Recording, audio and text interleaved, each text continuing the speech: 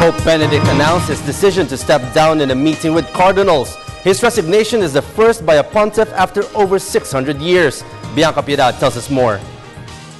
The world is still reeling from the shock announcement from Vatican City of Pope Benedict XVI's decision to step down from the papacy at the end of the month, February 28. The 265th pontiff has voluntarily relinquished the position in the Catholic Church after nearly 8 years of shepherding the billion-strong Catholic flock in faith and holiness. In a letter, Pope Benedict XVI says he is no longer capable of discharging the functions of his office due to his advancing age. The German-born Pope adds that his decision was well thought out and he asked for divine guidance many times. The Holy Father also expresses thanks for those who supported his reign and contrition for his defects. Pope Benedict XVI or Joseph Aloysius Ratzinger will go down in history as the first pontiff to have voluntarily resigned his office after 6 centuries, from the time of the Middle Ages when Pope Gregory XII also stepped down in 1415 as a consequence of the period of Great Confusion, which was also called as the Western Schism.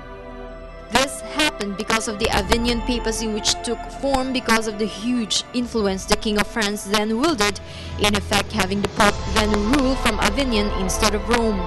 Meanwhile, the very first Pope to quit his reign was Pope Benedict IX in 1045. April 19, 2000, the day Cardinal Joseph Ratzinger was elected as Pope Benedict XVI. Because he was known as an ardent champion of truth and an honest and humble follower of God, Ratzinger obtained the highest number of votes from the cardinals who took part in the conclave. Ratzinger is the second German pope following Pope Victor II in 1055 and the second oldest after Pope Clement XII in 1730. Joseph Ratzinger was born on April 16, 1927 in Bavaria, Germany, against the backdrop of strengthening Nazis who are known anti-Christ.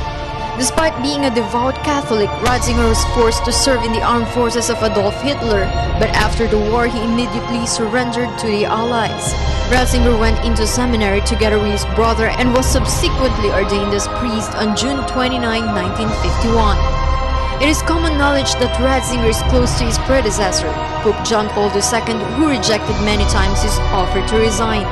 In a short-lived service in the pontificate, Roman Catholic faithful believe that Pope Benedict XVI is a good leader of the Church, which is why many were taken by surprise with the decision to retire and to spend his remaining years in a dedicated life of prayer.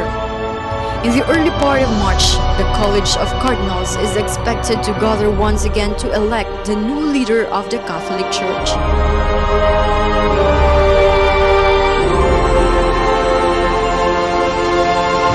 For People's Television, Bianca Piedad.